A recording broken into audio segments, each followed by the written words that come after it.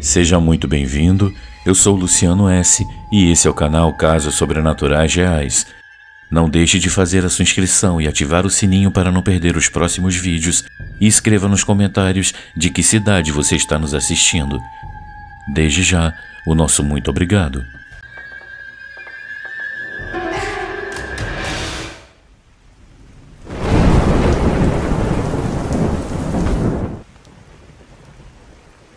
O antigo dono.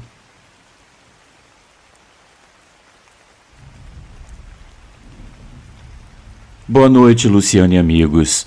Esse é o segundo relato que eu envio para o canal. Meu nome é Solange e a minha história começa no ano de 2022, quando eu comecei a trabalhar como auxiliar de limpeza em uma empresa na cidade de Florianópolis. Para dar um pouco de contexto, eu conto que desde adolescente eu tenho o dom de ver e ouvir pessoas que já não estão mais nesse mundo. E eu também posso pressentir algumas coisas. Pois bem, naquele ano eu fui oferecer meus serviços a um escritório na região onde eu já trabalhava. Por coincidência, eles estavam procurando uma pessoa para essa função e eu acabei sendo contratada. No primeiro dia eu fiquei apenas na recepção e tudo parecia normal. Mas no dia em que eu comecei a trabalhar de verdade, eu notei que ao atravessar o corredor que dava acesso aos escritórios do andar térreo, a temperatura ficava mais fria. Não havia ventiladores e nem ar-condicionado nessa área. Porém, ao subir as escadas, essa sensação desaparecia e as salas do segundo andar pareciam mais quentes do que o clima lá fora, mesmo sendo janeiro, um dos meses mais quentes do ano. Eu comentei sobre isso com a pessoa que me contratou e ela me disse que isso era verdade. Desde que a empresa se mudou para aquele prédio, todos notaram a diferença na temperatura de cada ambiente e eles já estavam providenciando a instalação de um ar-condicionado no andar de cima. Desde o primeiro dia, enquanto eu realizava minhas atividades, eu me sentia observada, especialmente no corredor. Isso continuou nos dias seguintes, mas aos poucos eu fui ganhando a confiança das pessoas que trabalhavam lá, especialmente as duas que ficavam no segundo andar. Curiosamente, ambas tinham em suas salas uma proteção com a chave e a medalha de São Bento. Eu não resisti e eu perguntei por que elas usavam aquilo.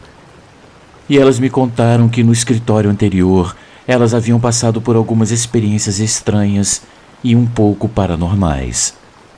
Apesar de tudo que foi dito sobre as mudanças da temperatura, eu não havia percebido nada sobrenatural, até um dia em que eu fiquei sozinha com as pessoas do andar térreo, pois as do segundo andar estavam em outro escritório, em outra cidade. Naquele dia, enquanto eu limpava o corredor, eu vi, ao final, perto da escada, uma pessoa parada olhando na minha direção. Eu vi que era um homem alto e eu comecei a me aproximar para ver quem era, já que ninguém havia passado e o andar de cima estava fechado. Conforme eu me aproximei, eu consegui ver suas roupas que não eram desta época. Ele usava um tipo de calça que parecia ser da época da colonização e estava enfiada dentro das botas. Isso foi tudo que eu consegui ver, pois naquele momento a imagem desapareceu, o que fez o meu corpo congelar. Apesar de estar acostumada a ver esse tipo de manifestação, eu não soube o que fazer. Eu só reagi ao ouvir o barulho da impressora na sala próxima. Eu me apressei para terminar o trabalho e me mudar de lugar. Na semana seguinte, eu comentei o que havia acontecido com as pessoas do segundo andar e uma delas me disse: "Você viu o primeiro dono desse terreno. O proprietário nos contou que antigamente isso aqui era uma casa e o dono, chamado Dom Manuel, morreu aqui. Ele era soldado e ficou muito apegado a esse lugar. Até hoje ele se recusa a ir embora, por isso seus filhos venderam a propriedade e o novo dono decidiu reformá-la e construir esses escritórios. Nós nunca o vimos, mas sentimos sua presença, especialmente ao pé das escadas. Eu espero que isso não te faça querer nos deixar, pois o chefe está muito satisfeito com seu trabalho."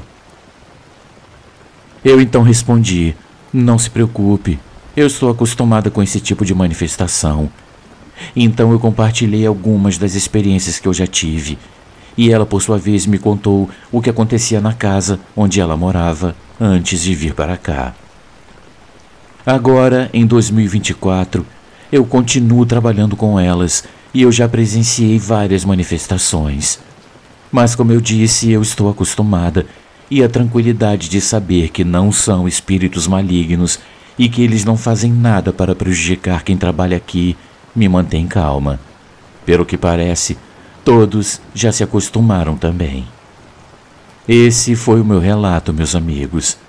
Eu agradeço a todos por ouvirem minha história. Uma ótima noite a todos.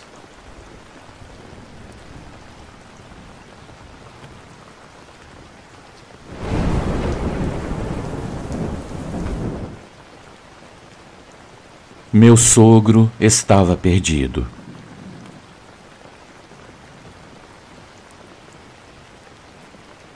Olá, muito boa noite a você, Luciano, e a todos que acompanham o canal.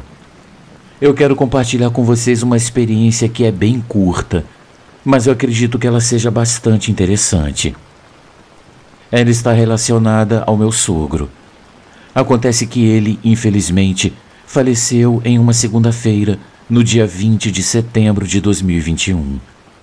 Nós o enterramos no dia seguinte em um cemitério na capital, Vitória.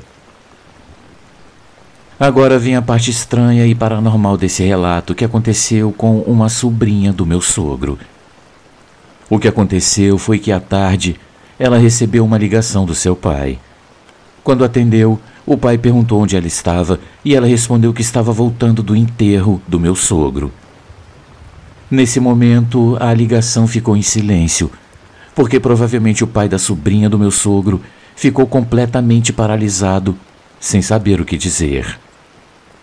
Quando ele conseguiu reagir, ele disse que isso não podia ser possível, pois ele tinha acabado de ver o meu sogro e até o cumprimentou. No entanto, o mais estranho é que quando ele perguntou ao meu sogro para onde ele estava indo, ele respondeu que estava indo comprar cigarros. Vale mencionar que o meu sogro fumou muito durante toda a sua vida. Ele disse que meu sogro estava caminhando meio perdido, olhando para os lados e para o céu, e que parecia que ele estava desconectado da realidade, com um olhar totalmente perdido. Ele disse que teve que tocar em seu ombro para chamar a sua atenção, pois, segundo ele, o meu sogro havia passado ao seu lado e nem tinha notado a sua presença. Ele disse que perguntou se estava tudo bem e o meu sogro apenas balançou a cabeça concordando e que ele o olhava de um jeito muito estranho. Ele, brincando, disse que perguntou se ele havia bebido e se ele queria que ele o acompanhasse até a sua casa. Foi aí que meu sogro disse que estava indo comprar cigarros e saiu caminhando sem se despedir e sem olhar para trás. Meus amigos, até hoje essa história me deixa muito impressionada. E ela me faz acreditar na teoria de que às vezes a gente pode nem perceber quando a morte chega e que podemos levar um tempo para nos darmos conta de que já não pertencemos mais a esse mundo. Muito obrigada pela atenção de todos.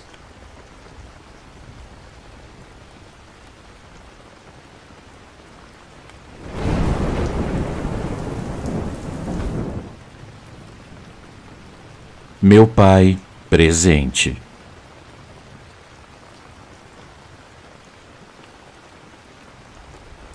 Boa noite, meus amigos. Eu me chamo Vitória e eu poderia dizer que eu estou desesperada. Embora talvez não pareça, os acontecimentos que eu vou compartilhar começaram em 2021, durante a pandemia. Agora, olhando para trás, é incrível que já se tenha se passado 3 anos. Alguém mais se sente assim? Bem, essa história eu tinha enviado para alguns canais de relatos naquela época, mas nunca o leram. Eu não sei o porquê. Hoje, eu reescrevo a minha história com a esperança de que talvez vocês a leiam, pois o que eu pensei que havia saído da minha casa, voltou. Minha esperança é receber a ajuda de alguém que tenha passado por algo semelhante, já que agora eu não tenho mais forças para lutar como eu fiz da primeira vez. Eu moro no Paraguai, um país vasto e cheio de lendas e histórias assustadoras, mas que eu sempre vi como apenas uma diversão, já que eu era completamente ateia naquela época. Sendo a filha mais nova, com 18 anos recém-completados, eu vivia com meus pais, a minha avó paterna e meus 2 irmãos mais velhos em Assunção, a capital do Paraguai. Eu também tinha outro irmão mais velho, fruto de uma relação anterior do meu pai, que é uma peça fundamental nessa história. Infelizmente, eu digo tinha, porque esse meu irmão perdeu a vida em um acidente de trânsito causado por um homem bêbado, enquanto ele esperava o ônibus para ir à universidade. Tudo aconteceu em 2020, um ano antes da pandemia. Talvez eu pareça fria ao falar da morte do meu irmão, mas nós só convivemos com ele durante seu último ano de vida. A mãe dele sempre o manteve afastado de nós devido ao rancor que ela sentia pelo meu pai.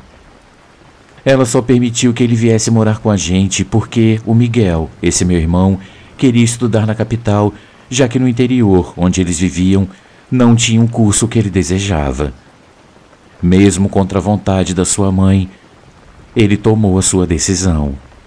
Isso foi algo pelo qual ela sempre culpou meu pai, dizendo que ele tirou o filho dela apenas para entregá-lo à morte.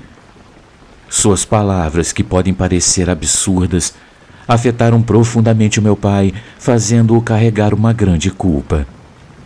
Tudo o que ele queria era finalmente passar um tempo com seu filho, dar a ele a oportunidade de estudar o que ele quisesse e ter um lar.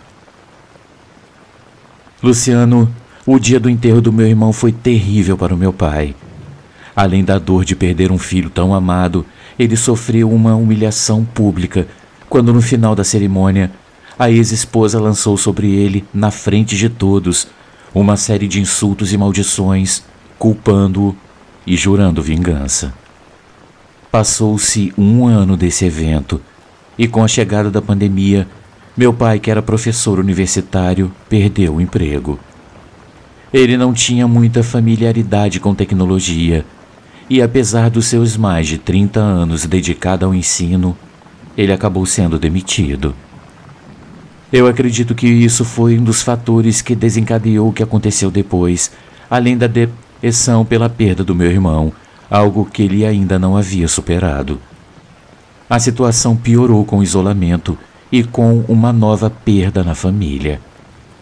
Sim, quase um ano após a morte do Miguel, todos na casa testaram positivo para o vírus e, infelizmente, o Covid levou a minha avó, que já era idosa e tinha várias doenças.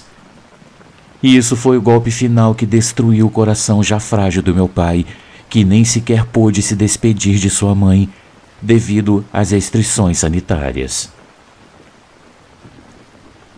2 dias depois da morte da minha avó, exatamente um mês antes do primeiro aniversário da morte do meu irmão, eu vivi um dos piores dias da minha vida. Eu vi uma imagem que eu jamais poderia esquecer. Meu pai acabou tirando a própria vida dentro da nossa casa. Eu não quero entrar em detalhes, pois eu sei que, por esse ser um tema bastante sensível, o canal pode ter problemas com a plataforma. Eu só posso dizer que, depois de horas trancado no quarto, nós chamamos por ele, mas ele não respondeu. Então, o meu irmão mais velho, o Carlos, arrombou a porta e nós o encontramos. Luciano, nós o encontramos com uma expressão de terror e tristeza. Eu não consigo descrever o que sentimos ao ver aquela cena. É algo que só quem passou por isso pode compreender. No centro da cama, ele havia deixado uma carta e uma foto dele com meu irmão ainda criança. Isso, junto com as presenças que surgiram depois daquele dia, foi tudo que ele nos deixou. Eu me recusei a ler a carta por muito tempo. Eu ainda era muito jovem para entender aqueles sentimentos e, na minha dor, eu cheguei a odiar o meu pai. Eu sentia que ele era um covarde por nos deixar sozinhos e eu não conseguia entender o motivo que o levou a fazer o que ele fez. No primeiro mês após tudo isso, eu estava tão distraída que eu nem percebi que várias coisas paranormais haviam começado a acontecer na minha casa. Várias vezes eu sonhei, ou melhor, eu tive pesadelos com a imagem do meu pai morto, às vezes pedindo meu perdão. Minha mãe e meus irmãos insistiam para que eu lesse a carta e o perdoasse, dizendo que talvez ele não estivesse em paz e precisasse do meu perdão. Mas eu sempre me neguei, até que tudo acabou saindo do controle. Um dia, a mãe do meu falecido irmão veio até a nossa casa dizendo que queria nos dar os pêsames. Mas, na verdade, eu acho que ela estava zombando de nós, sentindo que finalmente tinha sido vingada pela morte do filho. Naquele momento, fora de mim, eu admito que eu a expulsei de casa aos empurrões. Naquela noite eu tive pesadelos novamente, mas ao acordar, eu senti uma tristeza tão grande que eu não sei como explicar. Era como se meu peito estivesse apertado e eu mal conseguia respirar. Eu chorei amargamente e eu comecei a sentir uma sensação pesada no ambiente, algo realmente insuportável. Eu decidi sair para tomar um copo d'água, mas ao passar pela sala, eu vi meus irmãos e a minha mãe sentados conversando. Eram aproximadamente 3 da manhã. O meu irmão Carlos então se aproximou e me perguntou: "Você também sentiu dessa vez essa sensação, essa tristeza, essa angústia? Nós estamos há 2 semanas sem conseguir dormir, mas não te falamos nada porque parecia que você não estava sentindo. Já faz alguns dias que, quando isso acontece, nós nos reunimos aqui para rezar, pois acreditamos que talvez seja o que o nosso pai precise, por causa da forma como ele se foi. Só assim é um pouco mais suportável ficar nessa casa." Meus amigos, eu não tinha sentido nada até aquele momento, mas depois daquela noite eu comecei a notar muitas coisas. Por exemplo, um dia, o altar que tínhamos em casa, a foto do meu pai começou a escurecer, como se algo estivesse queimando, até que quase não dava mais para ver nada. A foto ficou praticamente preta. Todas as noites, o medo tomava conta de mim porque eu sabia o que viria: tristeza e escuridão. Uma noite eu apaguei todas as luzes e eu fui me deitar, mas o barulho de uma porta se abrindo me acordou. Eu olhei o relógio e eu vi que eram 11 da noite. Eu pensei que fosse meu irmão voltando, então me levantei. Ao descer as escadas, eu vi uma sombra passando rapidamente. Eu chamei pelo meu irmão, mas ele não respondeu. Eu fiquei em silêncio no meio das escadas, mas de repente eu ouvi um sussurro que foi ficando mais e mais forte, até se transformar em um grito bem atrás de mim. O mais assustador foi que a voz parecia muito com a do meu pai, mas ao mesmo tempo distorcida, como se ela viesse de outro mundo. Eu juro por tudo que eu mais amo, aquela coisa falou comigo. Eu ouvi uma voz na minha cabeça dizendo: "Você tem medo do seu pai? Vem até mim. Eu vou te mostrar o que você tanto quer ver. Eu vou te mostrar como é o inferno." Luciano, eu subi correndo as escadas, mas quando eu cheguei lá em cima, aquela angústia me impediu de avançar. Parecia que algo queria que eu ficasse ali para ouvir o que ele tinha a me dizer. Eu tentei me lembrar de uma oração, qualquer uma, e eu comecei a rezar. Mas como eu não estava acostumada, eu me atrapalhei e o que quer que estivesse lá começou a rir e a zombar de mim, dizendo que não importava o que eu rezasse, que eu não receberia a ajuda de Deus, porque no fundo eu não acreditava nele. Eu tentei subir novamente, mas aquela coisa me empurrou para trás. Eu acabei caindo e desmaiei. Eu só acordei quando meu irmão chegou e me ajudou. Amigos, me desculpem se a história é longa, pois eu não quero aborrecer vocês, mas essas coisas são apenas algumas das coisas que aconteceram comigo. Depois disso, tudo ficou calmo por um tempo, mas agora lentamente as coisas estão voltando a acontecer na minha casa. Desta vez, está acontecendo também com meus irmãos e com a minha mãe. Eu espero poder escrever para vocês de novo em breve, se vocês quiserem, se a minha história não os tiver entediado.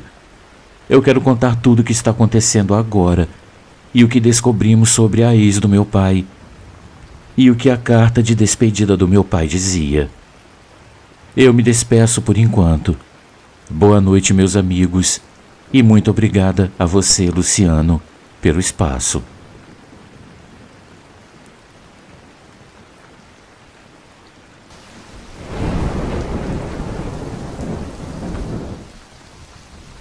Amigos, uma pequena pausa no nosso vídeo, apenas para lembrar que o nosso canal é um canal independente e que para continuar existindo nós precisamos muito do seu apoio. Existem muitas formas de você ajudar o canal. Uma delas é contribuindo com qualquer quantia utilizando a chave Pix que está aparecendo na sua tela.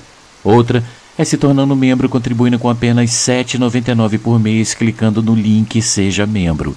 Você também pode nos ajudar sempre curtindo, comentando e compartilhando nossos vídeos, pois dessa forma a plataforma vai ampliar o alcance do nosso canal e ele será cada dia mais conhecido. Desde já, a gente agradece e agora vamos continuar com o vídeo.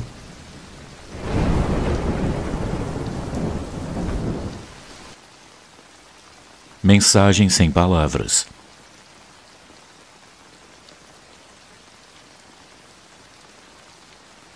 Luciano e amigos, eu posso dizer muitas coisas a meu respeito. A única coisa que eu não posso dizer é que eu fui uma pessoa boa quando eu era mais jovem. Não que eu praticasse a maldade conscientemente, eu apenas não fazia questão de agradar a ninguém. Eu não era uma pessoa que tratava bem os meus pais. Eu nunca tive nenhum afeto pelo meu irmão, que hoje eu reconheço, nunca me fez mal nenhum. Eu sempre tratei mal todas as namoradas que eu tinha e em uma ou duas eu cheguei até a dar uns tapas. Eu era muito egoísta, insensível e não estava nem aí para o que as outras pessoas pensavam. Eu levei um tempo até entender as coisas que eu fazia. Por algum motivo, eu achava que um homem deveria agir dessa maneira. Eu achava que eu fazia parte de uma espécie que estava no topo da cadeia alimentar, por assim dizer. E então, eu agia de acordo com a minha própria vontade, sem me importar com o sentimento das pessoas. O que eu não contava, Luciano, era que a vida iria me fazer aprender uma dura lição. Eu não percebi de imediato, mas, aos poucos, eu pavimentava uma estrada que me levaria à mais completa solidão, pois ninguém suportava ficar ao meu lado e todos foram se afastando. Por incrível que pareça, em um dado momento isso me causou até uma certa alegria e um breve momento de orgulho. Eu fiquei tanto tempo dizendo a mim mesmo que eu era um homem autossuficiente e que eu não precisava de nada e nem de ninguém, que quando eu me vi sozinho, era como se eu estivesse me realizando como pessoa. Os anos se passaram e eu não me casei. Meus pais faleceram e meu irmão, a única pessoa da família que me restou, foi morar fora do país e nunca mais deu notícias. E eu não posso culpá-lo. Eu o tratava com desprezo e nunca quis ele por perto. E agora eu não podia reclamar por estar sozinho. Luciano, de uns tempos pra cá, eu venho sendo perturbado por algumas coisas que eu tenho certeza que não são frutos da minha imaginação. Eu moro sozinho na casa onde eu nasci e cresci, e com a morte dos meus pais, a casa acabou ficando para mim. De tanto eu infernizar a vida do meu irmão, ele juntou dinheiro e foi embora, e eu consegui o que queria, a casa inteira só para mim. O caso é que logo alguns dias depois dele ter ido embora, eu simplesmente não consegui mais ter uma noite de sono tranquila. Toda vez que eu conseguia pegar no sono, eu era acordado com o som de um choro muito sentido que parecia vir de dentro das paredes. Era um som muito sutil e distante, e eu só conseguia ouvi-lo depois de me deitar e apagar todas as luzes. Amigos, não era um som qualquer que eu poderia estar confundido com o som de uma pessoa chorando. Era um choro, um lamento, uma coisa bem sofrida. Depois de algumas noites, eu comecei a ficar com muito medo e não conseguia mais ficar naquele quarto. Eu passei a dormir na sala e também lá aquele choro me perseguia. Eu comecei a ficar muito angustiado quando eu percebi que eu, que sempre me considerei um cara forte e que não precisava de ninguém, estava ali, me sentindo sozinho, pequeno e amedrontado. Será que aquele choro pertencia ao meu espírito? E ele estava me dizendo que todas as certezas que eu tinha não estavam guiando a minha vida para um lugar feliz? Será que era um sinal de que eu havia feito tudo errado e que eu precisava recomeçar e repensar as minhas atitudes? Em meio a tantos questionamentos, uma noite eu reconheci aquele choro. Era minha mãe. Era ela quem estava chorando, eu tinha certeza. Eu sabia disso, pois eu me senti abraçado por alguma coisa. Era como se ela estivesse envolvendo seus braços ao meu redor, talvez me dizendo que ela estava ali comigo e que eu não estava sozinho. Ou talvez isso fosse um sinal de que ela estava sofrendo ao me ver ali, só, depois de ter praticamente expulsado meu irmão de casa. Uma casa que também pertencia a ele. O choro continuou por muitos dias, até que eu comecei a ouvir o que o meu coração estava tentando me dizer. Eu peguei o telefone e liguei para o meu irmão. Por sorte, ele não mudou o número de telefone por minha causa. Luciano, havia tantas coisas que eu queria e precisava dizer a ele que eu simplesmente não consegui e comecei a chorar. Eram muitas as emoções represadas e todas elas foram jorrando dos meus lábios como se fosse uma cachoeira. Ele ficou me ouvindo em silêncio e eu consegui perceber que do outro lado da linha ele também chorava. Quando nos acalmamos, ele apenas me perguntou: "Você também ouviu a mamãe chorando?" E esse foi o início de uma nova fase em nossas vidas. Ele, que sempre esteve fisicamente ao meu lado, hoje está do outro lado do oceano e está mais próximo de mim do que jamais esteve. E eu consegui finalmente dormir e começar a viver em paz. Meu maior sonho hoje é ter uma família e fazer essa casa voltar a ter vida novamente. Eu sei que vai chegar o dia em que eu nunca mais vou me sentir sozinho novamente. E eu espero pacientemente, pois eu sei que o primeiro passo para minha mudança já foi dado.